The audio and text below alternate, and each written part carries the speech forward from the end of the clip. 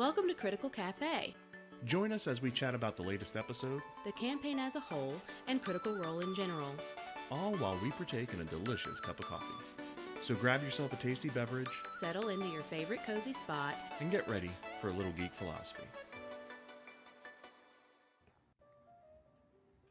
Welcome to blah blah blah blah blah. I'm gonna do that again. Mouth didn't say the words. Welcome to Critical Cafe. Just get that out of the way right off the bat. We're live, everybody. Welcome again to Critical Cafe Live, brought to you, as always, by Geek Philosophy. I am Brian, and this is Crystal. Hello. Thank you for joining us this evening. We're going to be taking it right up to the top of the hour, so that you, or probably a little bit before, just so you get a chance to switch gears and tune in to Critical Role tonight. I want to make sure, everybody says this that I've been watching, I don't know, Crystal, if you've seen this too, but like on other streamers or videos that do Critical Role content, a lot of times they'll say we're unaffiliated. I thought it was like pretty much assumed that we are not authorized or affiliated or anything like that, but I'm just going to say it. We are unaffiliated. We love Critical Role. We're doing this. It's a fan show, right? But just to be really clear, just because we are Critical Cafe, we are in no way affiliated with Critical Role other than really watching their stuff, liking what they do, and commenting on it. So I saw somebody else say it the other day, and it made me go, man, should I be saying that more?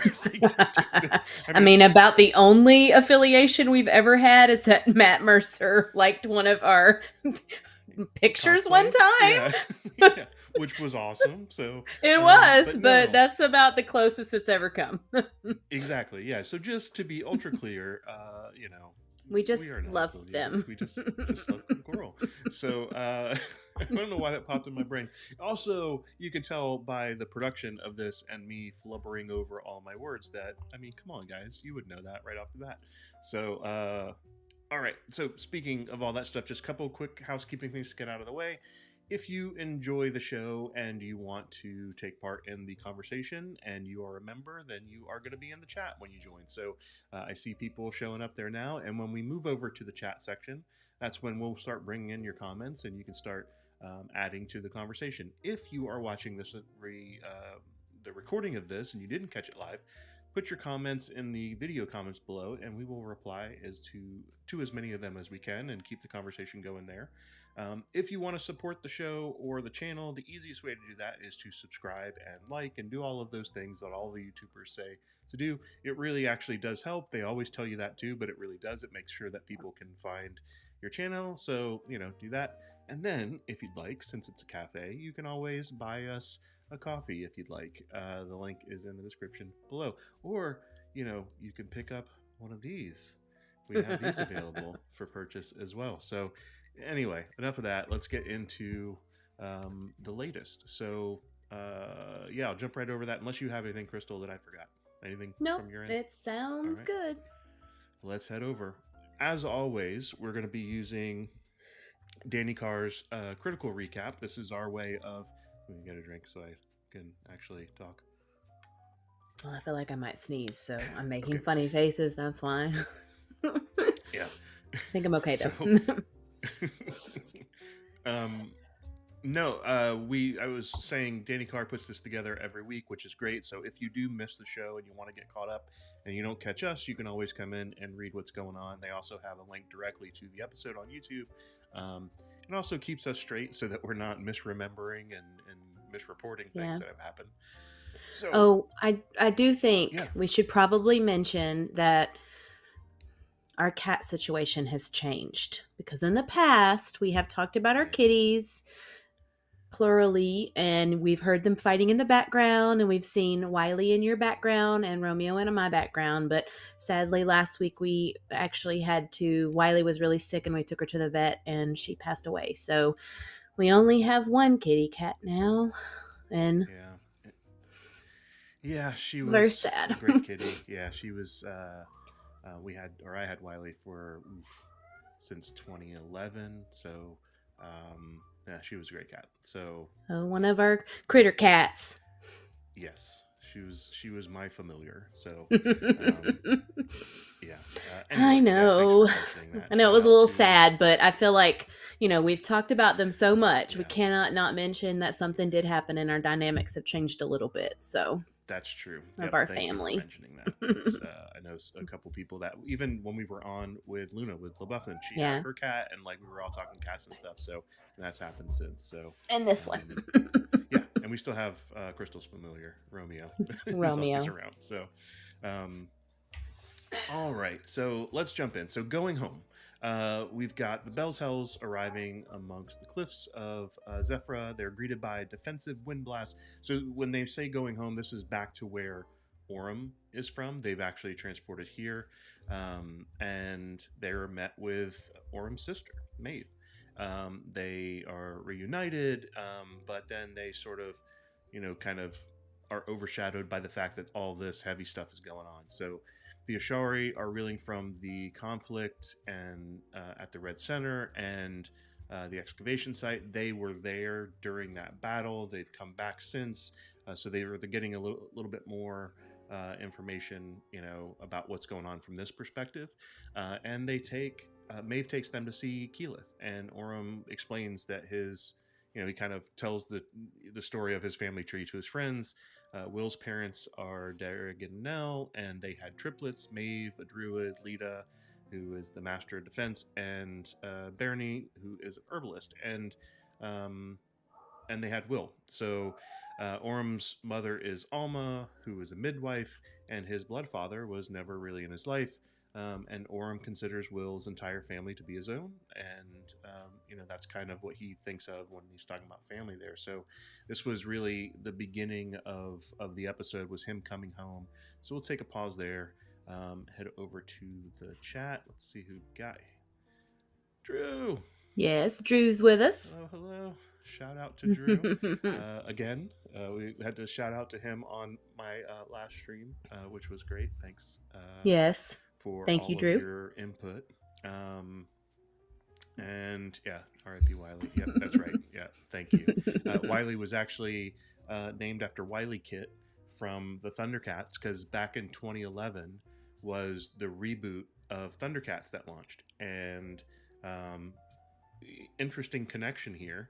As we adopted Wiley, brought her home, we were thinking of names. We were like, oh, let's do Wily Kit from the Thundercats. And so that's how she got her name. Really interesting connection is Tigra on that show was played by none other than Matt Mercer.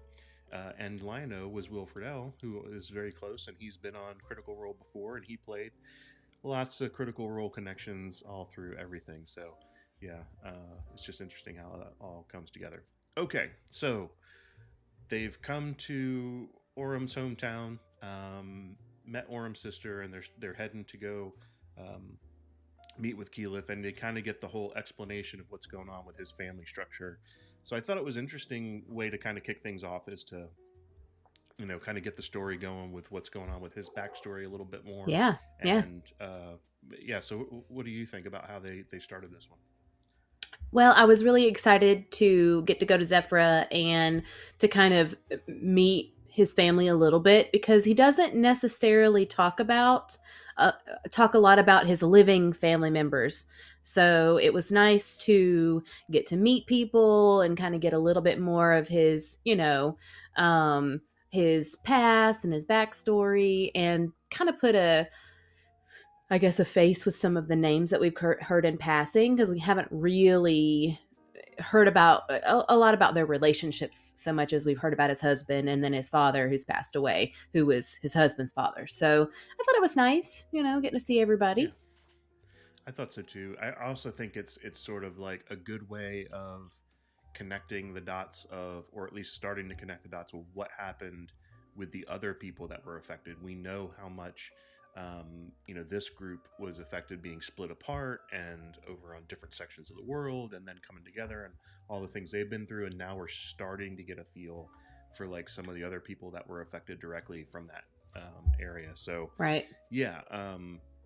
I think it's a good way to start this is to kind of just make sure everybody's aware that the ramifications are felt everywhere, and we'll get into that a little bit more, I think, when we start to get to Keyleth. But Oh yeah. yeah, yeah. Yeah.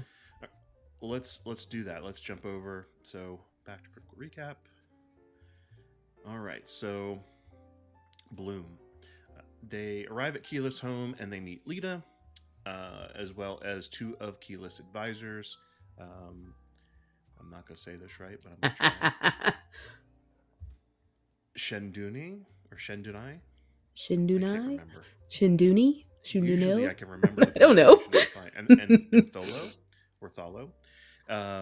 Lita takes them to Keyleth's bedroom, and she is, basically it looks as if they just put her down or she collapsed with whatever she was wearing at the time, because she still has her antlers on and everything.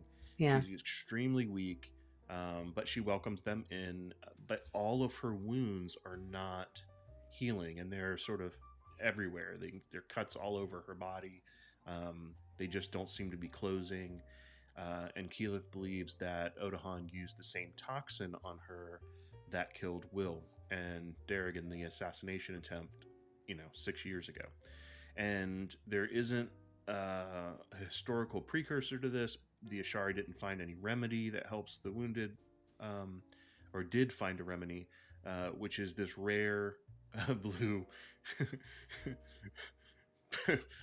And I can't not laugh because of the way it all got introduced, so we'll get to that. But the perennium flower, I'll see if I can go with his original intention. And they're known only to bloom in cursed landscapes, and they had a team that went out to search for them about 3 days ago in the Grey Valley above the Umbra Hills.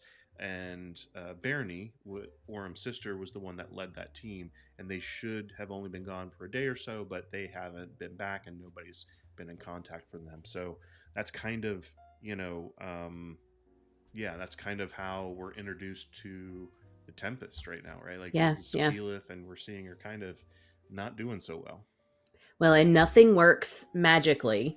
No healing, no salves, nothing. And the only thing that they've found that remotely helps in the healing, if the person hasn't gone too far, because if it's not miraculous, they have to be at certain stages for this flower, this plant to work. But the only thing they've figured out that does work is this flower, this blue flower that grows in this gray valley. And Matt flubbed the word, so it was perineum, right? Or perineum. Perineum. Yeah, and it's now canon. That's and now it's canon flower. Because he misspoke, and the whole group laughed so hard they were almost crying, and now that's the name of the flower. So, poor Matt. Like, he does such an amazing job at all this other stuff, and like, you're gonna come up with some things making a fantasy world that just sound close to something else, especially if you say it wrong. And he's got the worst group to like catch that. And I think he is like me, where I have read so much but not really had a reason to use a lot of verbose words. So I pronounce things how I've read them and not how I've heard them said. And I think with Matt, he sometimes says things a little different. And I think he said he also had a speech impediment growing up, didn't he? And so he's like, he did. Really worked really hard to get over some of the stuff. Yeah, I think largely though, like, especially given his profession, he's conquered all pronunciations by now. It's just the word he created was really close to the word that he said, and it's just a slip of the tongue, which happens. But yeah, it's just, I don't know. I thought it was funny. So it's going to continue to be funny. Like, it is going to, I mean, every single time, right? Yeah. Oh man. All right. So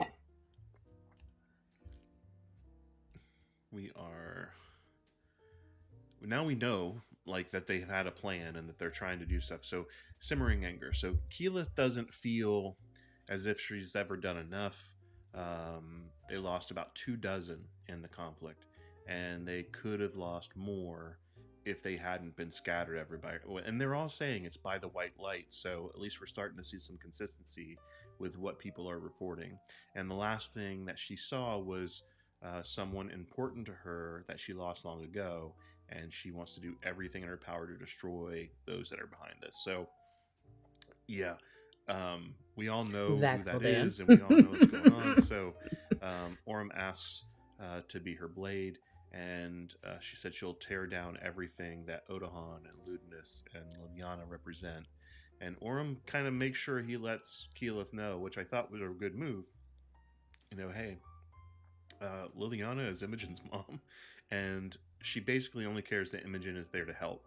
And which is true to Keyleth's character, I think, is that she's like, look, it's the actions, and she's here trying to do the right thing. And Imogen wonders if the white light could have been her mother trying to help by getting them all away. Keyleth's aware that the Ruby Vanguard are now kind of coming out publicly. If you remember back when some of this was really starting, they had all these false flag operations that they were doing to kind of like hide what was going on. Well, now, you know, they're really starting to come out in front, and we've seen that since they've been back. We've seen the messages and the illusion stones and things like that kind of spreading the propaganda. So Keyleth asks Orem to find the lost group and the flower. So this is the mission. So Orem has been so angry, and he kind of lets Keyleth knows that, you know, I've been bottling up all this anger. And she said, look, it can be challenging, but sometimes you need that. You need to fuel it, fuel your mission with that anger.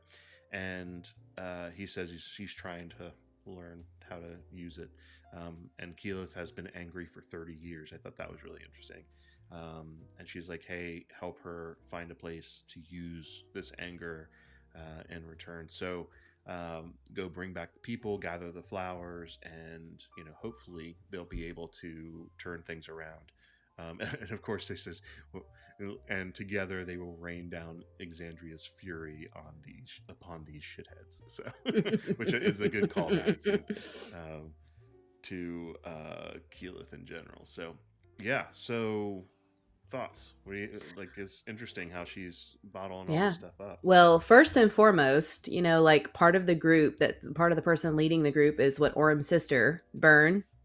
Yeah. Right. So she's gone missing along with this group that's gone to try to find this flower. And then, of course, Keyleth has got to be talking about Vaxeldan, you know, when she's talking about how she saw somebody that she was really close to a long time ago. And then the whole, she's been angry for 30 years. You know, do you think that's because he's been taken away from her? And then all of a sudden, it gets refueled because he shows up and he gets like sucked into this ball for use by Ludinus, you know, so she's got to be really, really angry. Because who knows, like when I know that she got to see him at the wedding, but other than that, who knows if she's ever had any more contact with him, you know, past the few things at the end of, you know, campaign 1, and then the one shot for the wedding. But I don't know. I think it's a heavy scene because we're finding out she's not healing. There is a flower, but of course it's far away. There's this whole group that's already gone and not come back. And then on top of it, like all of the personal stuff with her and Vax, and then everything is all intertwined and linked with, you know, Ludinus. And I'm really hoping that they can find the flowers, get her healed up, because I think, you know, she's gonna be integral to like kind of what's happening and what's going to be going on going forward, hopefully. And then it's Keyleth, like she's got to be okay. Yeah. Well, that's the thing, right? Like, so many big things are changing right now. It makes you wonder, does she have to be?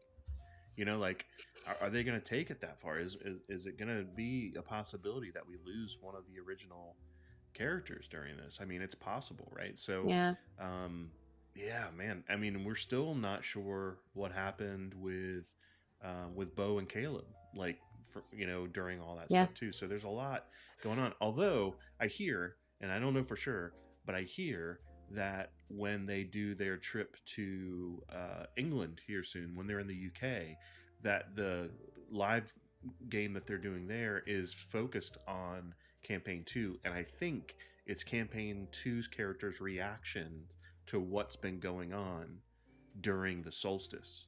So maybe that's when we'll find out what's going on with Bo and Caleb and the rest of the crew, Right. because this is all happening across the world. So Right. I'm interested to see how that's going to play out if they do go that route with that session.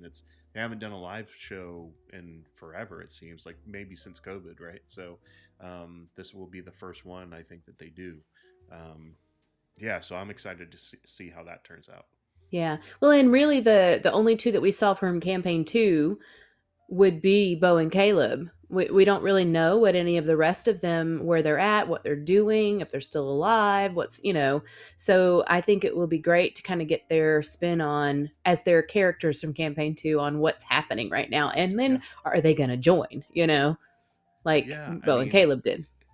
This is a worldwide event, right? So it's happening everywhere. So yeah, it's gonna be interesting to see how this plays out. All right, well let's keep it going. Yes, Romeo.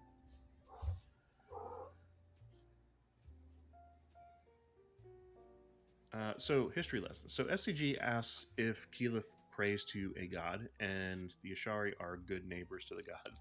She says, but they worship the natural world, and this is kind of in alignment with what we've seen with the half of the group when they went going to do their things, that they had the more naturalists versus the gods. And the gods are supposed to be nature's stewards, and nature was here a long time before the gods were. And so it will affect nature poorly if they go away, but Keyleth doesn't want to find out. She wants to, see how this plays out, but, we don't need to get rid of the gods, basically, is her view in short. So they leave Keyleth. They ask Lita about what's going on. The skyship actually worked in a way, and it damaged a big part of the Malleus Key, and it took out a bunch of the Ruby Vanguard.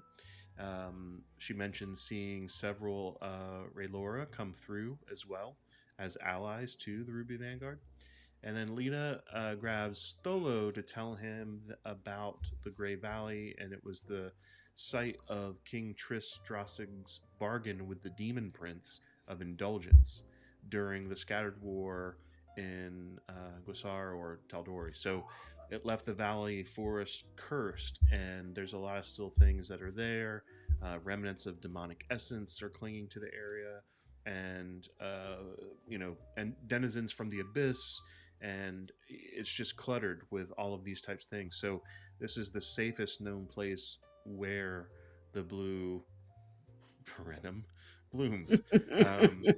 So based on all that, Ashton asks what he knows of the Hishari, and Tholo kind of gives him the whole lowdown about the cult of personality based around a person who gathered folks around Silra and talking about this big event to reclaim the power of the elemental titans. We don't know yet how this is tied together with all this other stuff, or if it is. They borrowed the name of the Ashari to use it, and they spread some false promises. People went to them for answers, and they eventually sort of were messing with powers that they were never really meant to mess with, and blew up a town. And he's going to do some research, and when Ashton gets back, he'll try to give him some more answers about the Hishari.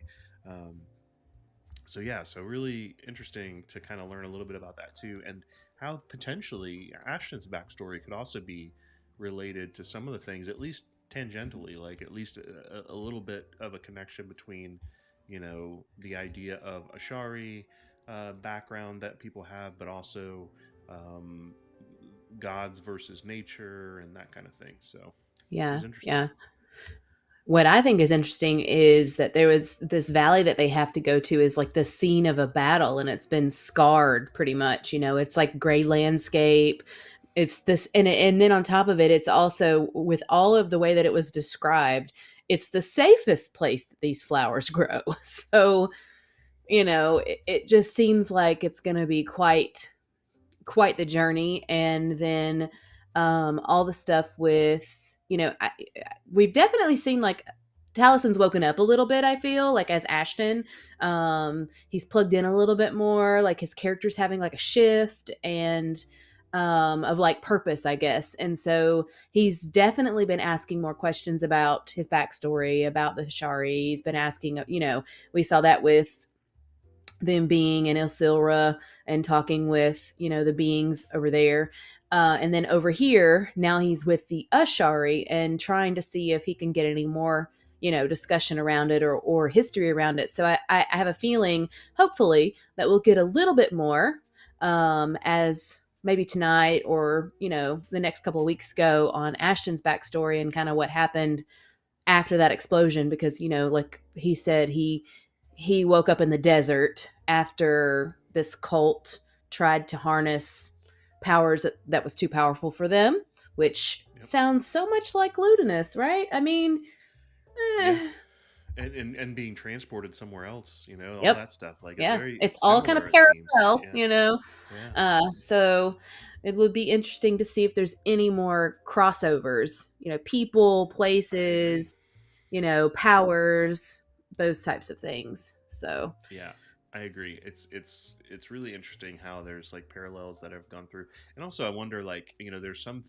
collaboration as they created backstories, but a lot of it was just their own ideas. So it's cool how this all is pulling together. So yes, all right, so home comforts. So they head to Orum's house, meet his mama, and go to his childhood home, really. And she makes him some biscuits and honey and some of Orum's favorite carrot brand muffins. And she tells him about how she worked as a midwife and how a Shari woman would sometimes intentionally sustain labor to make sure that the child wasn't born during a Ruidus flare because of the superstition about Ruidus born. And no one has been born recently, though. So Alma, his mom, tells them about Orm as a child and how he was very physically active. He was curious. She's proud of him, but tells him not to be a hero because obviously she's concerned about her son and wants him to come back safe. Shows him some of his old baby booties and cloth diaper and his blankie, and Chetney gives her with a wooden statue of Orm in a fighting pose. And she shows Orm's wooden toys that were also made by Chetney. CPOP is carved into the side of the toys and everything, which I thought was really cool. I think we can just keep going through here just because that was a nice little touching moment. And then Zephyrin touches. So Ashton and Orm head out. They're getting some new gear and clothing, and Orm commissioned Torth to, who's the blacksmith there, to get some armor made. And then Ashton goes to Fanny Z, who's a tailor, and is sort of looking for an anti-hero chic design. He wants to update his outfit, and I think with new philosophy on life, he's trying to change his image a little bit. So they'll be able to pick up their gear in a couple of days, and the Bellshells meet with Maeve, as well as Tempest Blades, who all have come to see them off into the Grey Valley. Maeve gives them all a large bag to fill with the flowers, as well as 2 greater and 1 superior healing potions. So they got some potions to get there so that, they've got some extra help when they go. Orm promises to bring Barony back, and Lita says that Will should be or would be proud of him. They salute, Orm salutes the Tempest Blades. They salute him back. It was a cool moment where all the people salute with their swords. Maeve hands over a blue petal and informs them that the blue peridium grows in clusters in the fields. And she opens a portal in the cherry blossom tree, and they step through into this monochromatic gray valley, aptly named Gray Valley. The Grey Valley. Yeah. So, thoughts? Well, we had some touching moments. You know, we get to visit with Orem and his mom and do the little like standard, dating somebody new thing, and all your embarrassing photos of you in the bathtub and outside in the pool or whatever, Yeah. naked are, shown. So, and then it's funny that, he has original toys that Chetney made back at C-Pop Industries back in the day. Um, and then really, they're not sticking around too long. They want to get to this vat because, who knows? Like, they don't want the poison to be in Keela's system any longer than it needs to be. So they're trying to get there. They're trying to save Bernie and bring her back. And then, bring the flowers back for Keyleth. So they're pretty Johnny on the spot with trying to get to the Gray Valley. Along the way, we have Orem and, Ashton trying to update their gear and their dress. And I really loved the Fanny Z. It was obviously a drag queen who was fabulous, and there was a whole fun moment with Ashton picking out some new duds and telling them that they trust their judgment just to have their way, but to give them something, superhero, anti-hero ish, which I think is kind of cool. So I'm interested to see what he comes back to. But, otherwise, it was just some really cool moments. And then the salute at the end before Orem heads off was really touching too. But, it's a good mind's eye picture. I agree. I love the fact that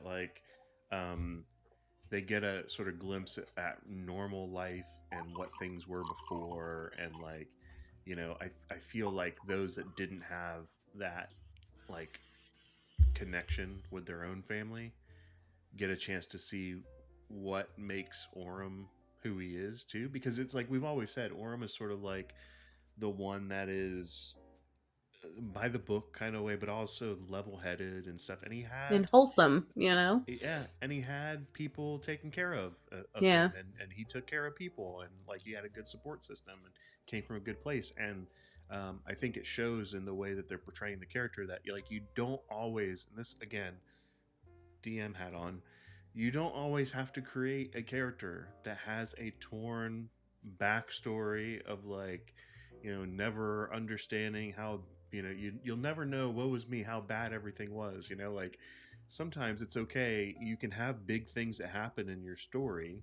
He lost his husband, he had all these things, but it didn't make all of his backstory horrible. Yeah. And so I love that there's a mix between the characters and like their experiences that they're all having, and it is sort of a little bit of a shining light in the group, I think. So I agree. It wasn't like all of his history was horrible and doom and gloom. He had a great period in his life up until Ludinus and Odahan and them came into it.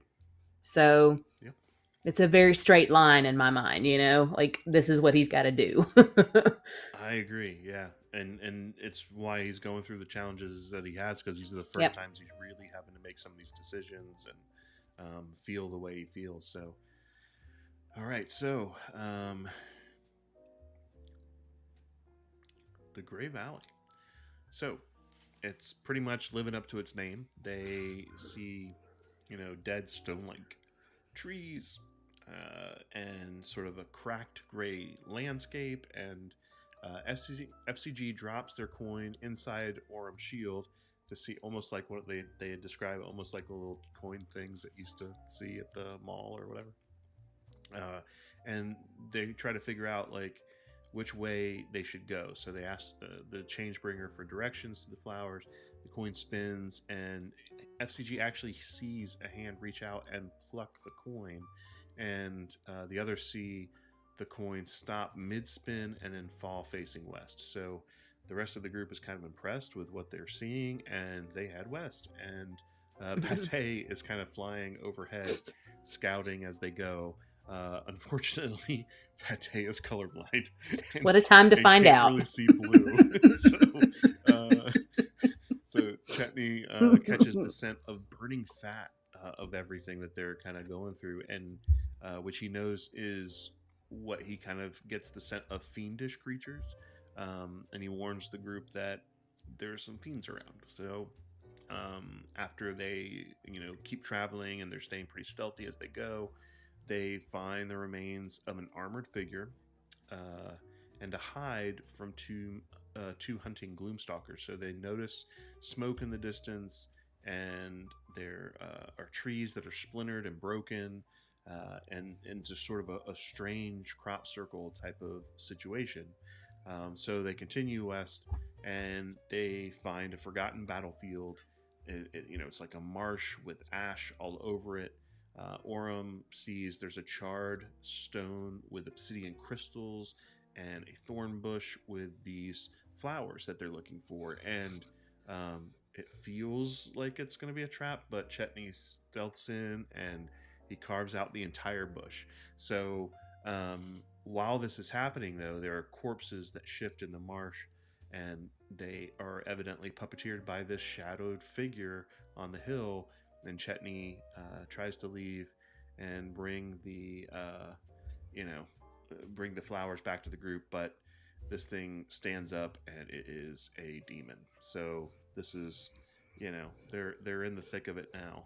And I think when they were going through and they found the armored figure, it was actually like a helmet, right? And then they realized that there was, a head in it. Like, I think Chetney pulled it up and he was like, "Ooh, Yeah. it was attached to something." So, they're getting in the thick of it now. Yeah, it's the place just sounds desolate, really. Everything is monochromatic. It's in grayscale. And the only thing that really has color, I guess, is these flowers. And of course, Pate's up flying ahead, and Laudna tells him to look for these flowers, and they're like, "But can he see color?" And he's like, "Oh no, no, can't see color. I don't have any eyes." Exactly, don't have any eyes. But so that was a funny little moment. But then, of course, all of a sudden, we've got these corpses and this like little ambush with these flowers and this weird demon character and these two corpses that start shuffling about. So it's we know what's coming, right? Like, it's I mean, of course, it's not like they're going to be able to avoid this one. So no, they're in the thick of it at this point. So yep, and they've just got to keep pushing through. So they've got to take care of it. That's right. And the demon has a bunch of people, obviously some corpses that are there that it has risen, and they start fighting the group. And there's a spinning attack that causes major necrotic damage and the ability to teleport around the field. So like, it's a little interesting. So Orem recognizes one of the bodies as an Ashari scout named Turan, and the demon's chest is opened up, and they see a screaming humanoid shape inside the ribs. They recognize it to be a young Tempest Blades recruit named Thera. So it's sad because like the people that they were going after are now part of who they're fighting. Fern, though, casts a really great spell. She casts Aura of Life, giving everybody within range resistance to necrotic, which is really great, and then immunity to having their max hit points reduced, which comes in clutch as we see some of the effects of the demon's spells and abilities. Laudna summons her Hound of Ill Omen, and this new shadowy creature just kind of comes right out of her body, and is sort of reminiscent, I think, of what the hounds looked like if you watched the Legend of Vox Machina. I think she said that it sounded or looked a lot like those hellhounds, and that's what it looks like, which is pretty great. That's callback. Imogen casts Watery Sphere, and that lets Laudna send Pate inside, and then casts a twinned Shocking Grasp. So she casts through Pate, so she's able to do double corpse damage there. And then the demon knocks Fern unconscious. We're all a little worried at this point, but luckily FCG casts Mass Cure Wounds, brings Fern back. Everybody else gets healed, I think, except for Ashton, if I remember right. Yeah. He didn't need it. Imogen casts a lightning bolt on the demon, killing it before it can sink into the ground and teleport away, which is a good thing. And then there's this energy sort of spirit that's left behind. It's the soul of Fira, and Orym holds her hand as she looks west and then kind of fades away. And Bell's Hells gather all of the personal effects that they can of all the fallen comrades of the Ashari, and they fill the bag with a third of, or up to about a third, with flowers. And they take a short rest because they've been through a lot there, and they look to the west and they see smoke in the distance there, and that's where they sort of end the episode. Let me just take a look at Danny's final thoughts. Zephyra, Orym's family, Keyleth, oh poor Keyleth, yeah. She's been through enough. They found a couple of the missing Ashari and no sign of Orym's sister, Bernie, so there's still hope that they'll be able to rescue her and everyone else. Take pity on the DM, Matt Mercer, who did not realize blue perennium might be over to another word. Yeah, so we've already covered that. So yeah, it's they're off to a smashing start. Yeah. Well, listen, I was cheering so loud for Fern that because she constantly, anytime there is a fight going on, she's like scrolls through her spell list and she's like, okay, I got this. Well, yeah, Ashley, I got this. Does this work? And a lot of times they don't end up working how she wants them to work. And so it's always just kind of like, okay, well, okay, whatever, Yep. So she came in so clutch with, was it the aura spell that she cast? Yep. It was amazing. And then she was able to maintain her concentration over and over and over again for it to really, I think that's why that I think that the fight didn't turn into something much, much larger. She ended up going down at a certain point, but really it could have been so much worse. And then Laudna being able to send in, Pate and the water sphere and encompass one of the skeletons or the zombies or whatever they were, undead, and then the twinning and then hitting the other one was really great too. It was just some really cool battle moments between the group, and I'm super excited that Orym's sister is not one of the corpses that we've seen so far. Yeah. I'm hoping he's been, talk about Keyleth being through a lot, he's been through enough too. So, yeah. And you make a great point about Ashley and that spell and stuff. Like, I think it also shows, like in campaign 2, for a large part of the campaign, after one of the main characters died, we ended up having 2 clerics in the group, which came in really handy, having a couple healers that could do things, or cast more like divine type energy spells. And this really well because you play them all the time, this is the great thing about having a druid in the group, because the druid can kind of fit in with all of the different utility type things that you might need. So that spell might be really on a cleric spell list too. I don't know, I have to go back and look at it, but it seems more cleric-y, right? And she can also do healing, and she can do so. Like, the fact that you've got FCG and Fern is a great combination of being able to support the group. Like, from a game, guys, we say it all the time, it's still a game. Like, I know it's a great story, but they're still playing a game when all this stuff happens, right? So them really, or Ashley really being able to find something that was like a clutch spell to use, especially since some of the abilities of that demon were to reduce max hit points, and that was completely off the table. And the necrotic damage, that massive amount of necrotic damage. Yeah, it was amazing. Like, it was awesome. kudos to her. She pulled it out, and she did a couple more things even in the fight too that were great.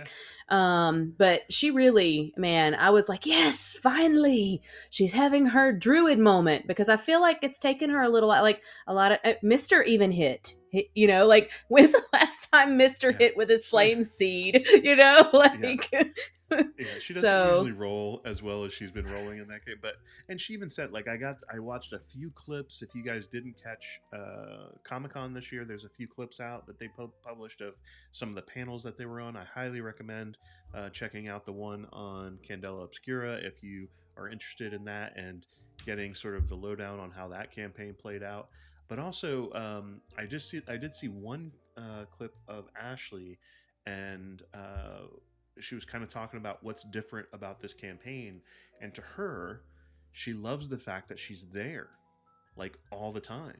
Like, yeah. And I think this kind of goes in with what you were saying. Like, sometimes she would not remember what it's, but like, if you're only playing for half the time and you have to go away and your head's in something else and then you come back, like, it's hard to kind of keep things moving, right? So like, now she's really been living in this character Fern even before this campaign started with Exandria Unlimited, right? So this is like a character that she's been playing really consistently, so she knows what to do with it. And although it's been a learning curve, like, I think she's starting to hit her stride. She definitely knows how to role play this character, and now I think mechanically she's starting to sink in with, like, what are my options? What can I do? So it's really cool. I love Fern's one of my favorite characters in Campaign 3. I just love her personality. I have wanted her, because druids are my thing.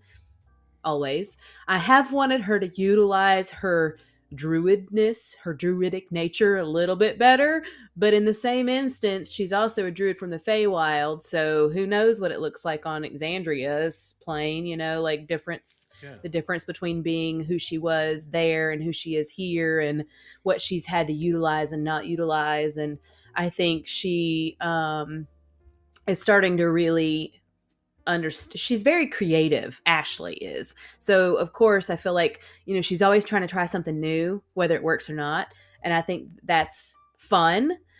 It can get a little frustrating when there's a lot of stuff that doesn't hit right, especially in moments where you're like, oh my goodness, what are you doing? What? No, just do this, you know? So, because, you know, I play druids over and over again. So I'm like, no, you need to cast such and such. but she keeps it so interesting, and she's so quirky as Fern. So I love her as a character, and I'm so glad that she had her moment.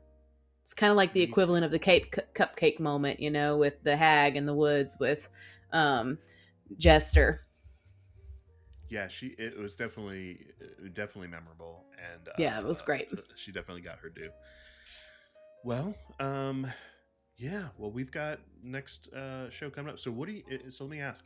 So what are you most looking forward to, and what are you most worried about for the next session?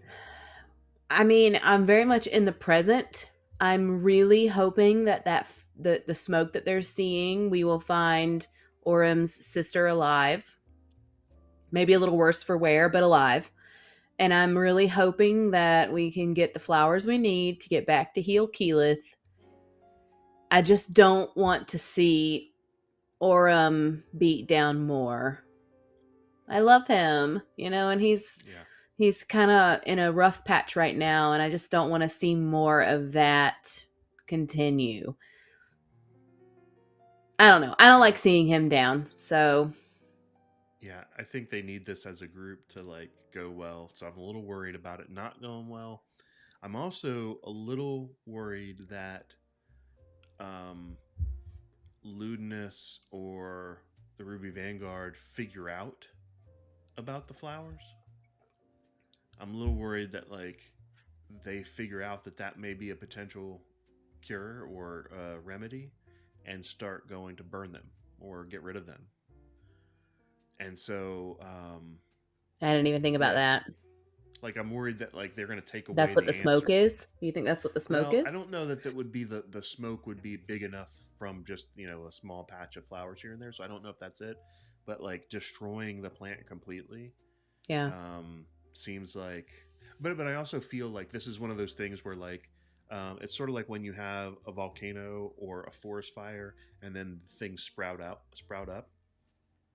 I feel like that's why they're growing where they are, because they were in this place of just horrific battle, abyssal stuff, and they're sprouting up. They're like the bloom of good within this, in the field of darkness, so to speak. So I think it's also symbolic in a lot of ways of like what they're going through. Like they are the like shining light. They're trying to be that shining light within this whole field of craziness that's going on. So I'm optimistic actually that they're going to pull this off. So we'll see. I hope so. We'll find out shortly. We will. 10 minutes from now, hopefully. Yeah. It's coming pretty soon. So, well, thanks everybody for sticking with us, and we will catch you next time. Don't forget to turn on the notifications and all that stuff so you will get a little message whenever we go live. But yeah. It is as they always ask, is it Thursday? Yeah, it's Thursday. So, it is Thursday. At least when we're recording this. If you're watching it later, I don't know what day it is. But today it's Thursday, so we're going to go watch Critical Role. Thanks, everybody. Bye.